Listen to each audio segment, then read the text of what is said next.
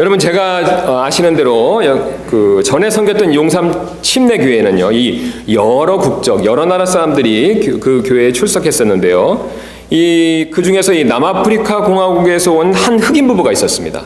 이분들이 참 신실하고 신앙심이 좋으셨는데요. 그래서 이 교회 모임이 있으면 빠지지 않고 잘 나오셨습니다. 그래서 이렇게 모임에 열심히시고 잘 나오셨기 때문에 자연스럽게 성도 간에 또 저하고도 이렇게 자주 교제할 수 있는 시간을 갖게 됐었는데요. 그런데 교제 중에 한 번은 그 형제분이 자기 나라 이제 남아프리카 공화국이 되죠. 그 자기 나라에 얼마나 많은 민족이 있는가를 저에게 한번 이렇게 자세하게 말해준 적이 있었습니다.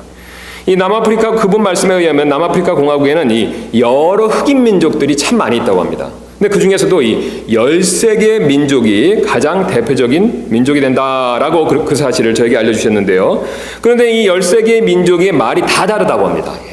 13개가 적진 않죠. 우리는 한 민족밖에 없는데 13개 민족이 있고 13개 민족의 말들이 다 다르다는 것이죠. 그래서 이렇게 말이 다 다르다 보니까요. 물론 영어를 공용어로 쓰지만 또 부족 간의 말이, 민족 간의 말이 다 다르기 때문에 이렇게 말이 서로 다 다르다 보니까 이 서로 간의 의사소통을 잘하기 위해서 서로 다른 나라 언어들을 몇 개씩 하는 사람들이 많다고 합니다. 그럴 수밖에 없겠지 않습니까? 예. 서로 13개 민족이 살고 서로 간의 언어가 다 틀리니까 서로 이렇게 인접해 있는 민족들 간에는요, 상대방 말을 배울 수밖에 없겠죠. 제가 그래서 그 형제분에게 그럼 형제님도 다른 민족 언어들을 많이 할 줄 아시겠네요? 라고 그렇게 한번 물어봤었습니다. 그랬더니 그 형제님이 자신은 2개는 완벽하게 하고요, 하나는 어느 정도 할 수 있다. 그렇게 대답을 했습니다. 그래서 제가 그 말을 듣고 참 대단하다라는 생각이 들었습니다. 그래서 참 대단합니다. 이거 어떻게 2개 그 이상을 하실 수 있습니까? 라고 제가 그렇게 그 형제에게 말을 했더니요, 그 형제분이 이렇게 대답을 했습니다. 목사님, 저는 아무것도 아닙니다. 제 친구 중에 한 사람은요, 13개 언어를 완벽하게 구사하는 사람도 있습니다. 그 말을 듣는 순간 참 대단하다라는 생각이 들었습니다. 제 입장에서 봤을 때 영어 하나 하기도 바쁜데요, 13개의 타 언어를 완벽하게 구사한다. 참 대단하지 않습니까? 그런데 오늘 본문 말씀을 보시면요, 이 외국어를 말하는 능력이 있어서요. 제가 좀 전에 앞에서 말씀드렸던 것처럼 이 외국어를 말하는 능력이 있어서 더 대단한 내용이 오늘 본문에 그대로 기록되어 있습니다. 바로 타 언어를요, 외국어를요, 배우지도 않았는데 저절로 말하게 되는 능력. 그런 놀라운 능력에 대해서 오늘 본문이 우리에게 그것을 말씀해 주고 있습니다. 근거로 우리 13장 1절 말씀 다시 한번 가서 보시면, 내가 사람들의 언어들과 그 다음에 천사들의 언어들로 말할지라도, 지금 사람들의 언어들로 말한다라고 말할 때 여기서 이 언어들은 바로 타 언어, 즉 외국어가 되죠. 그 근거로 우리 14장 5절은 이렇게 사도 바울이 그것을 설명해 주고 계시는데요. 나는 너희가 타 언어들로 말하기를 원하되, 지금 앞에서 말하는 이 사람들의 언어가 바로 타 언어들이다라는 것을 말씀해 주고 있습니다. 그래서 타 언어들로 말하기를 원하되 특별히 대언하기를 원하노니, 타 언어들로 말하는 자가 통역하여 교회가 세움을 받게 하지 아니하면 대언하는 자가 그보다 더 크니라. 그래서 분명히 타 언어들로 말하는 것에 대해서 바울이 말씀하고 있죠.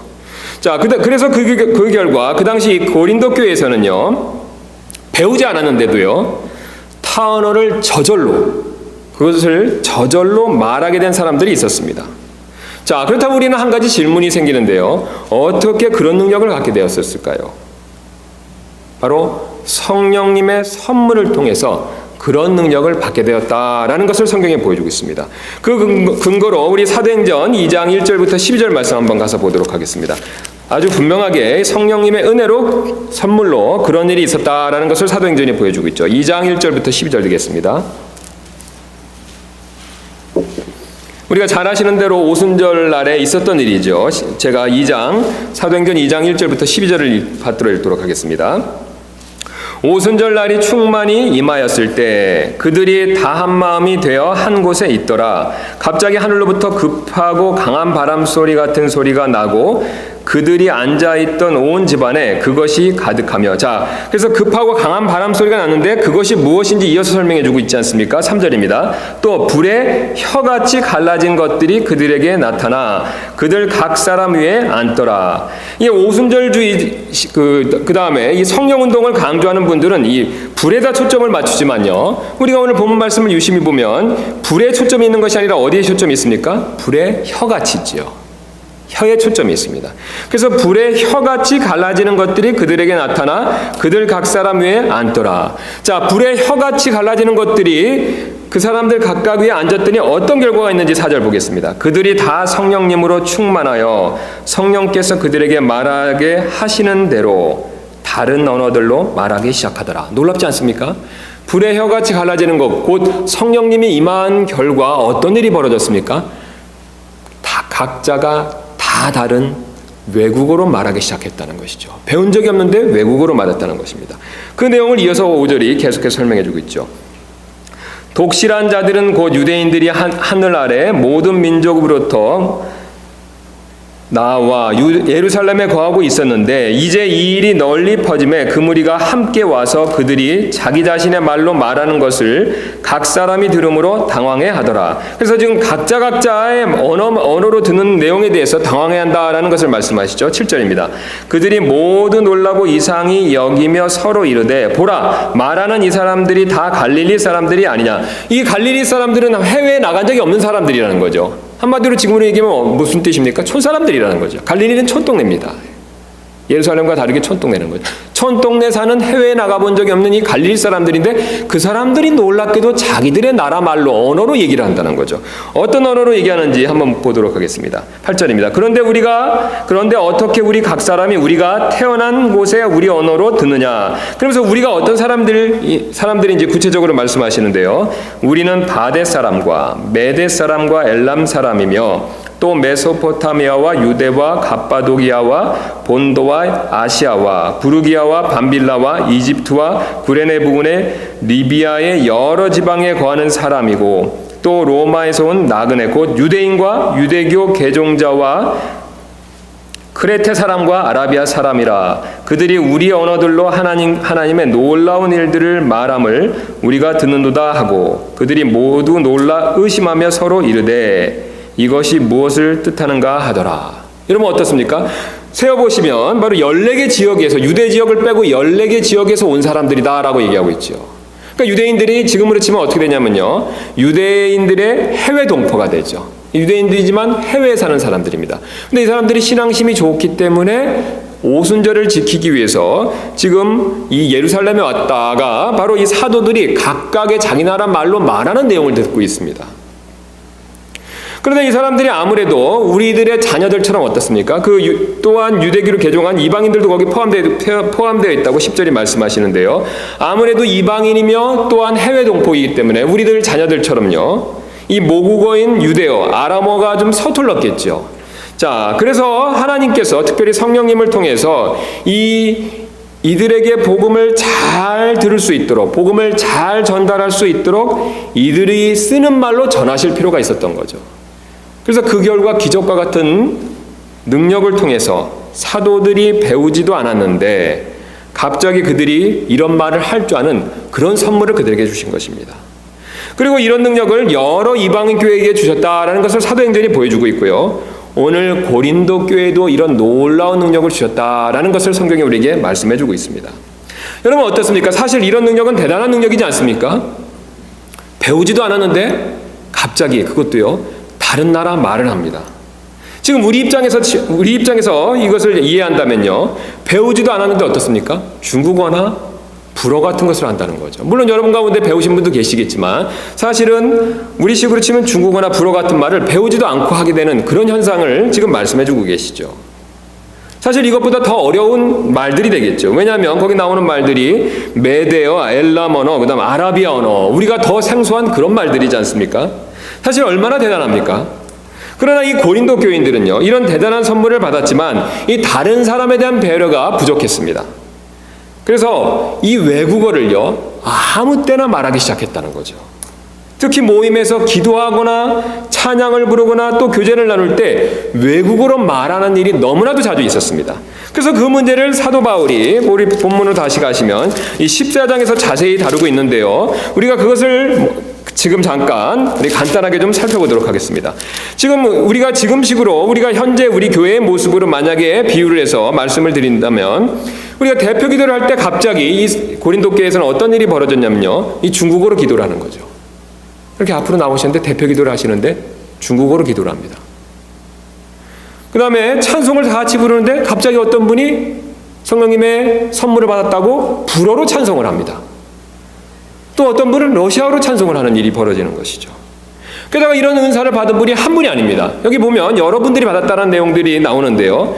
그래서 다 같이 찬송을 부르는데 어떤 분들은 불어로, 어떤 분들은 중국어로, 어떤 분들은 러시아어로 이렇게 각자 제각기 찬송을 부른다는 거죠. 게다가 모임에서 또 교제 시간을 가질 때도요. 서로 각자 같은 말로 말하는 것이 아니라 다른 언어로 얘기한다는 겁니다. 자, 여러분 각자 배우지 않은 말로 이렇게 얘기하는 것은 처음엔 대단한 것처럼 보이겠지만 교회의 입장에서 봤을 때는 어떻겠습니까? 교회에 혼란과 어려움이 생겼겠죠. 대단한 선물과 은사지만 교회의 입장에서 봤었을 때는 큰 어려움과 혼란이 생길 수밖에 없었다는 것이죠. 왜냐하면 타언어를 할 줄 모르는 사람 입장에서 봤었을 때는 어떻겠습니까?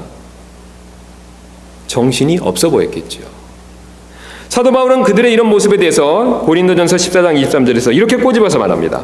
그러므로 온 교회가 다 같이 한 곳에 모여 모두 타언어들로 말하면 배우지 못한 자들이나 타언어를 배우지 못한 자들이나 믿지 않는 자들이 들어와서 너희가 미쳤다고 하지 아니하겠느냐.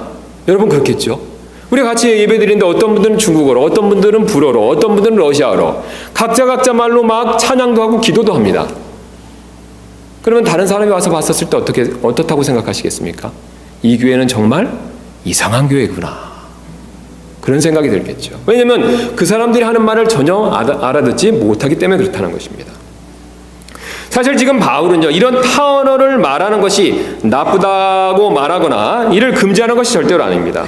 왜냐면요, 자신은 이런 타언어를 더 많이 할 줄 안다라고 그렇게 오히려 말하고 있기 때문에 그렇습니다.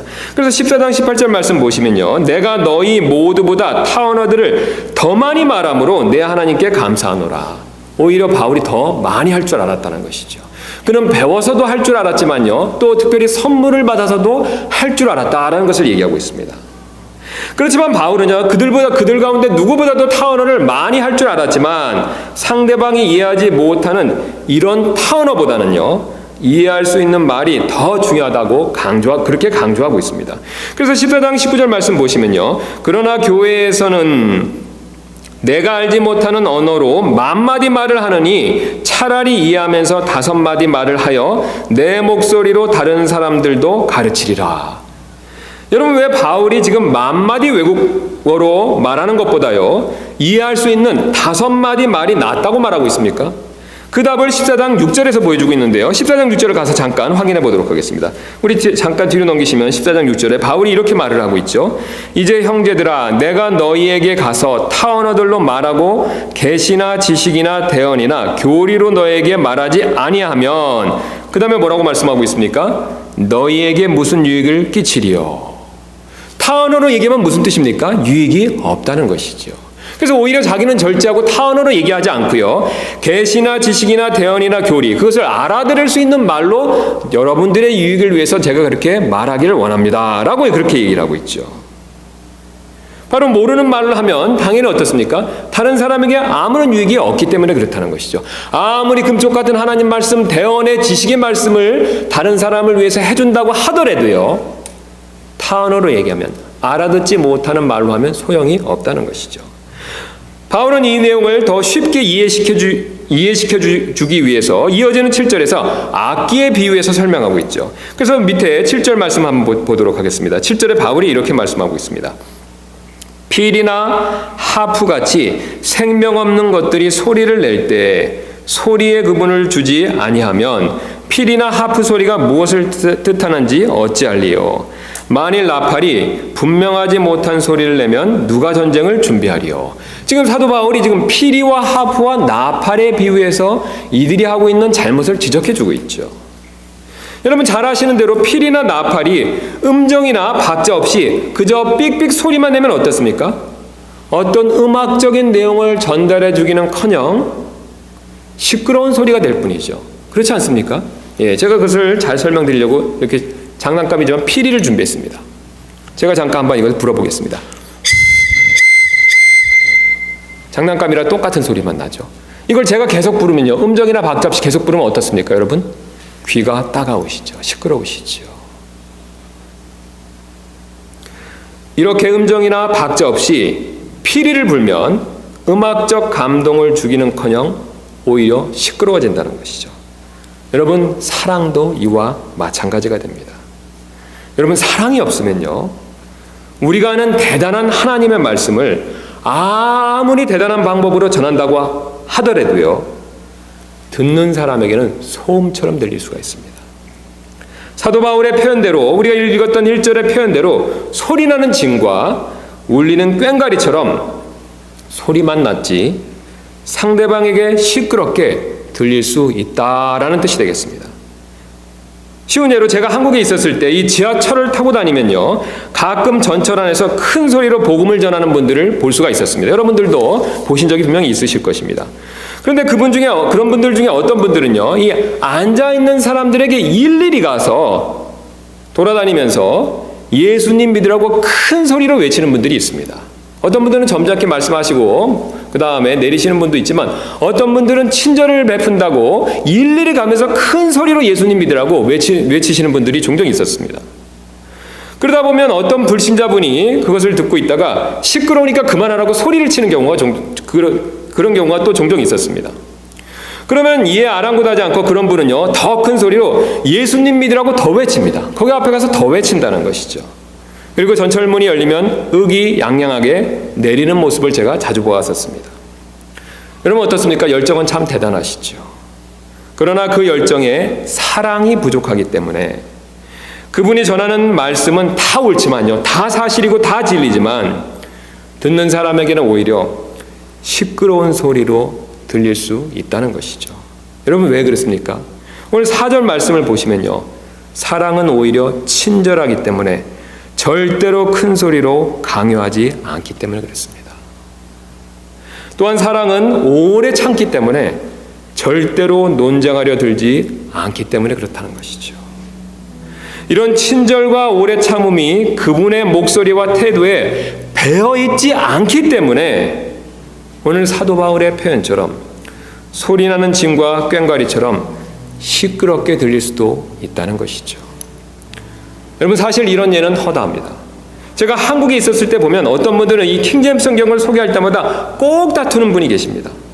이 보존된 말씀을 알리는 뜨거운 마음 때문에요, 상대방이 거부하면 계속 전하다가 꼭 다툼까지 가는 경우가 종종 있었습니다.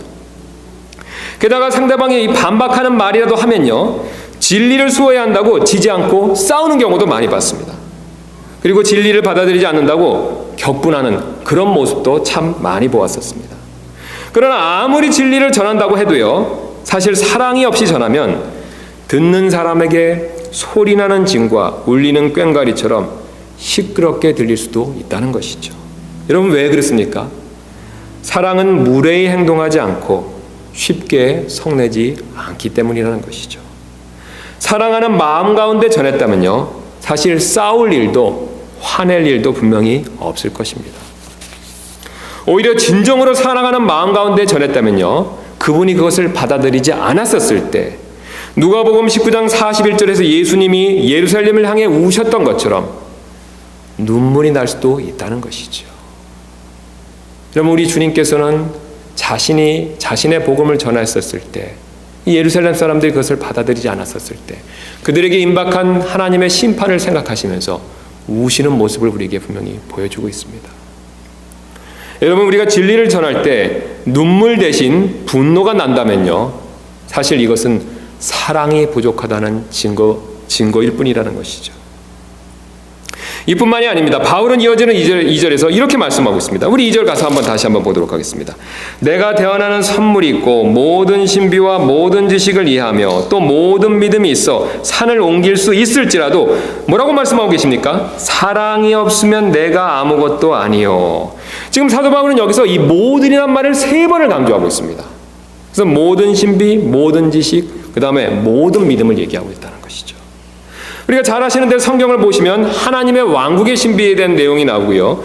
교회의 신비, 믿음의 신비, 불법의 신비와 같은 여러 가지 신비가 나옵니다. 그런데 오늘 사도 바울께서는 바로 이런 신비들을 다 알았다고 하더라도 무엇이 없으면요? 사랑이 없으면 이런 모든 것을 아는 내용이 소용이 없다라고 말씀하고 계시죠. 모든 지식도 마찬가지가 됩니다. 창세기부터 계시록까지 성경 66권의 내용을 다 꿰고 있다고 하더라도요. 사도 바울은 사랑이 없으면 소용이 없다라고 그렇게 말씀하고 계십니다. 모든 믿음에 있어서도 마찬가지가 되죠. 산을 옮길 만큼 모든 믿음이 있다 하더라도요. 사랑이 없으면 역시 소용이 없다라고 그렇게 말씀하고 계십니다. 여러분, 바울이 왜 이렇게 지금 말하고 있습니까?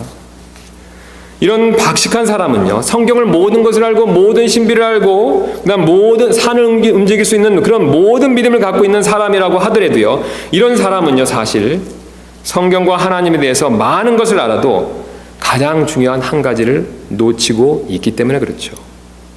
여러분, 그 사람이 놓치는 것이 무엇이 됩니까? 바로 우리 하나님께서는요, 사랑이시라는 사실이죠. 여러분, 이 사실 믿으십니까? 우리 하나님께서는 사랑이십니다. 아버지 하나님도 사랑이시고 아들 하나님도 사랑이시고 성령 하나님도 사랑이 되시죠. 이 사랑이신 하나님께서 우리를 사랑하십니다. 그리고 우리도 또한 동일하게 하나님을 사랑하고 옆에 있는 특별히 지체들을 사랑하기를 원하신다는 것이죠.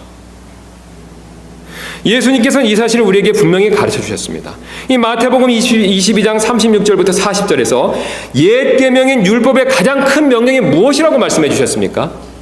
하나님 사랑하고 이웃 사랑이지요. 여러분 다 기억이 나시지요? 이 계명이 가장 큰 계명이다라고 그렇게 말씀해 주셨습니다.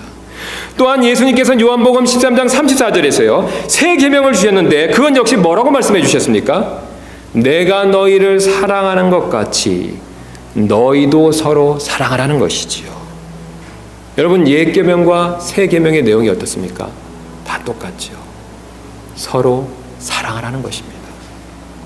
그러므로 우리는 성경에 아무리 많은 신비와 지식을 알아도요, 사랑이신 하나님께서 사랑하라고 명령한 이 내용을, 이것이 가장 중요하다, 이것이 성경의 핵심이다, 하나님께서 이것을 가장 원하시는 명령이다, 뜻이다 라는 것을 모른다면요, 사실은 성경과 하나님에 대해서 제대로 모르는 것이다 라는 것을 우리에게 말씀해 주고 계십니다. 그 근거로 요한일서 4장 7절부터 8절은 사도 요한이 그 사실을 이렇게 말씀하고 계시죠. 사랑하는 자들아, 우리가 서로 사랑하자. 사랑은 하나님께 속한 것인즉 사랑하는 자마다 하나님에게서 나서 하나님을 알고 사랑하지 아니하는 자는 하나님을 알지 못하나니 이는 하나님이 사랑이시기 때문이라. 이어서 사도 요한은 4장 16절에서 이렇게 말씀하고 계십니다. 우리를 향해 하나님이 가지고 계신 사랑을 우리가 알았고 또 믿었나니 하나님은 사랑이시므로 사랑 안에 거하는 자는 하나님 안에 거하고 하나님도 그 안에 거하시느니라.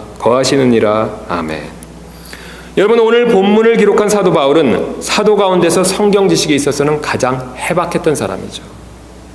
가장 성경을 많이 알았던 사람입니다. 얼마나 대단한 사람입니까? 우리가 아는 성경 지식과는 비교가 안 되죠. 그는 심지어는 어떻습니까? 13개의 서신서를 직접 쓴 사람이죠. 성경을 직접 기록한 사람입니다.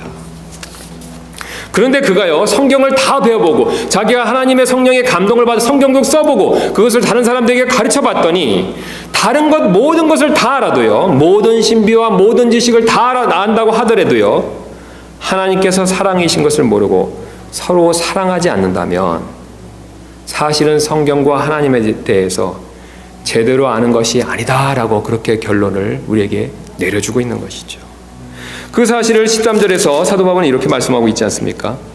그런즉 이제 믿음, 소망, 사랑 이 셋은 항상 있으나 이것들 중에 가장 큰 것은 사랑이라. 사랑이 가장 중요하다는 것이죠. 핵심이라는 것이죠. 믿음도 중요하고 소망도 중요하지만요, 지식도 중요하고 신비도 중요하지만요, 사랑이 가장 중요하다는 것이죠. 여러분, 사도 요한 역시 같은 말을 하고 있습니다. 한번 사도 요한에 대해서 한번 생각해 보시기 바랍니다. 사도 요한은요, 사도 중에서 가장 오래 살았던 사람이죠. 전승에 의하면 거의 100살을 넘게 살은 것으로 그렇게 추정되는데요. 성경을 이렇게 유심히 보시면 사도 요한이 대략 한 20살 때, 20대 때 예수님의 제자가 된 것을 우리가 분명히 여러 상황을 통해서 알 수가 있습니다. 그럼 20살에 부름받았고요. 100살 가까이 살았으면요. 주님을 몇 년을 섬긴 겁니까? 80년을 섬겼죠. 사도로서 80년을 주님을 섬겼습니다. 우리는 80살을 살기도 어려운데요. 그는 사도로서 80년을 주님을 섬겼습니다. 그런데 그 역시 같은 말을 하고 있죠. 자신이 그렇게 오래 신앙생활을 해보고 그 신앙생활을 해보고 내린 결과가 어떤 것이냐면 앞에서 살펴봤던 것처럼 사랑이 없으면 아무것도 아니라는 것이죠. 제가 과거에 한번 말씀드렸던 것처럼 에베소의 장로로서 그는 그래서 항상 성도들에게 너희가 서로 사랑할 것을 권면했다라는 사실을 여러분이 기억하실 것입니다. 여러분, 사실 아무리 맛있게 양념을 한 불고기라고 하더라도요, 거기서 소금을 빼면 어떻습니까? 그 맛이 전혀 맛이 있을 수가 없죠.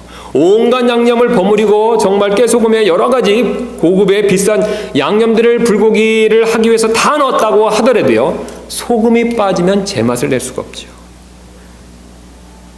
그러나 반면 양념을 전혀 하지 않았다 하더라도요, 소금만 뿌려서 먹는 소금구이는 어떻습니까?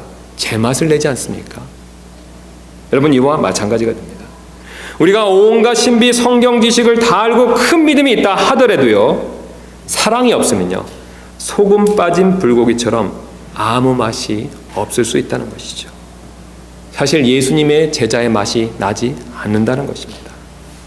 오히려 사실 이런 지식이 조금 부족하다고 하더라도요, 사랑이 넘치면 분명히 더 그리스도인다운 맛을 낼 수 있다는 것이죠. 한 전기 작가가 이 데이비드 리빙스톤의 전기를 쓰기 위해서 그의 일생을 좀 더 취재하고 싶어서 아프리카로 간 적이 있었습니다. 여러분, 리빙스톤에 대해서 아시죠? 아프리카 선교를 했던, 남쪽 지방을 최초로 내륙으로 들어가 선교를 했던 아주 훌륭한 선교사지 않습니까?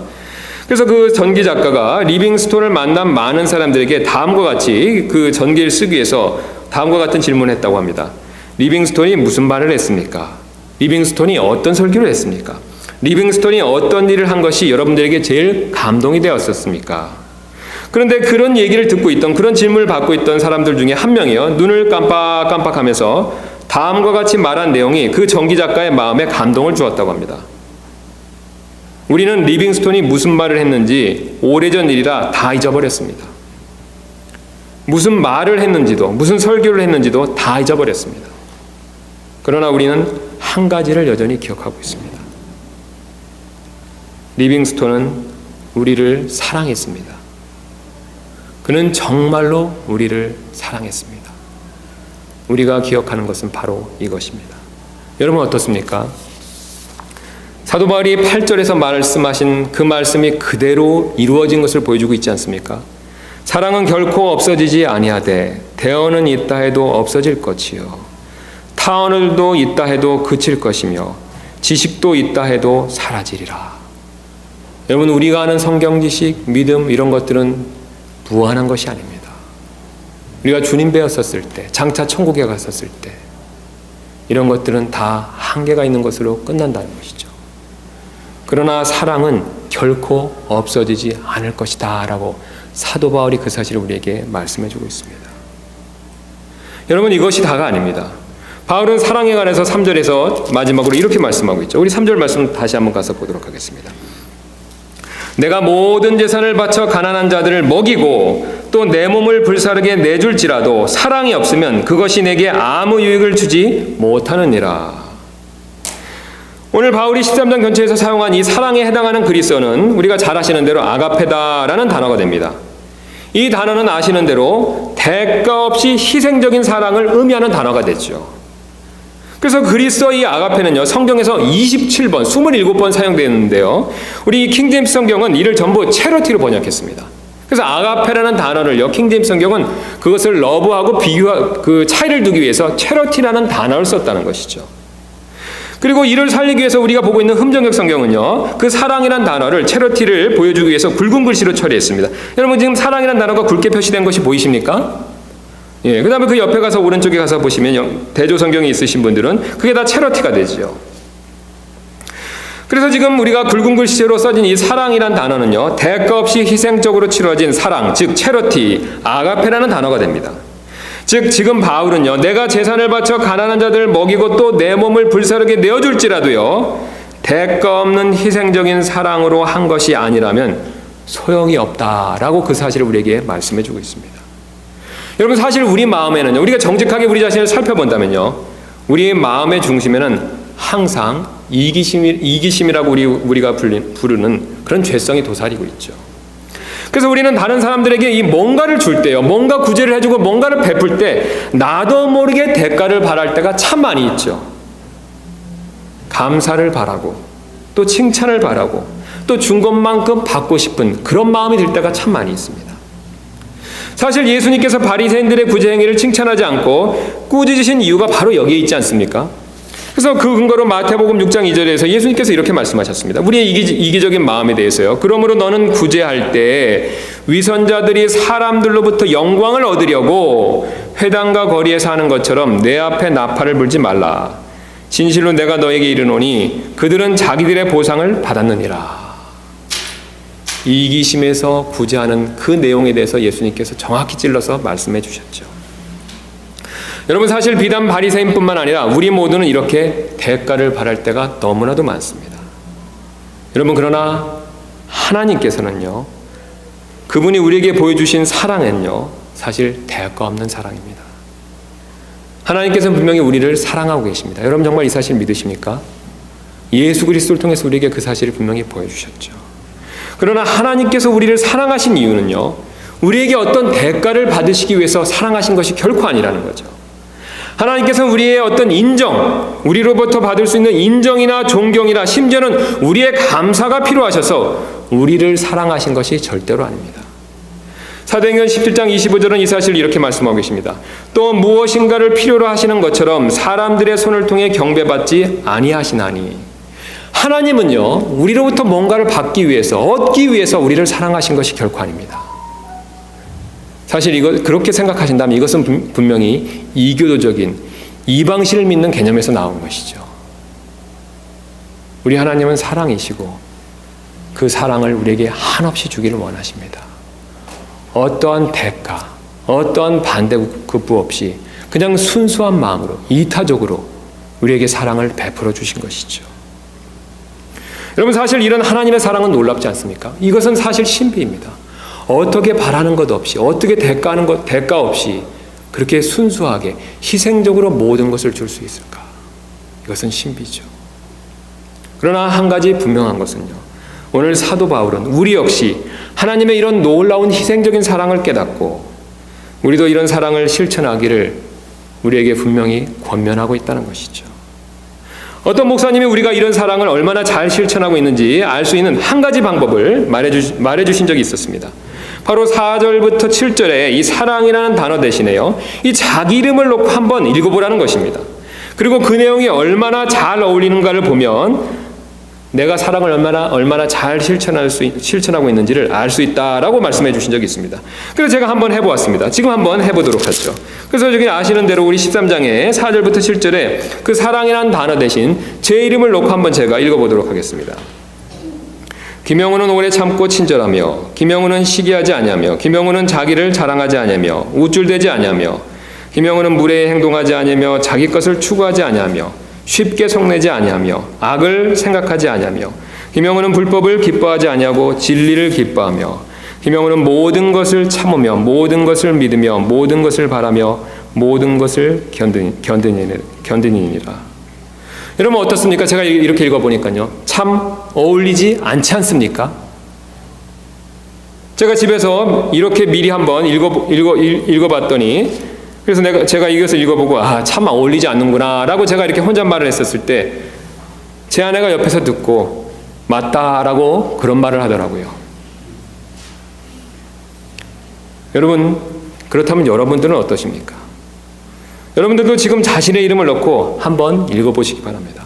우리 한번 해보도록 하겠습니다. 우리 속으로 조용하게 이 4절 말씀만요. 거기 사랑이라는 단어 대신 자기 이름을 넣고 한번 읽어보시기 바랍니다. 우리 다 같이 한번 읽어보도록 하겠습니다. 시작. 김영우는 오래 참고 친절하며 김영우는 시기하지 아니하며 김영우는 자기를 자랑하지 아니하며 우쭐대지 아니하며. 여러분 어떠십니까? 여러분이 읽어보셨을 때 저처럼 잘 어울리지 않는 부분이 많으시다면요, 사실 우리 모두는요, 이 자리에서 주님께 엎드릴 필요가 있습니다. 여러분 왜 그렇습니까? 사랑은 우리 스스로 우리 힘의 노력으로 만들어낼 수 있는 것이 아니지 않기 때문에 그렇습니까? 사랑은 성령의 선물입니다. 사랑은 성령의 열매가 되죠. 우리 힘과 노력으로 만들어낼 수가 없습니다. 여러분 우리의 마음의 중심에 무엇이 있습니까? 사랑이 아니라 이기심이 있죠. 자아가 있습니다. 나밖에 모르죠. 그런 마음에 주님께서는 성령의 선물로서, 성령의 열매로서 우리에게 그 한없는 하나님의 사랑을 우리에게 선물로 주기를 원하고 계시죠. 여러분 이제 책임은 우리에게 있습니다. 주님은 이것을 우리에게 주기를 원하시죠. 그래서 그 사랑으로 하나님을 사랑하고 우리가 서로를 더 사랑하기를 원하고 계십니다.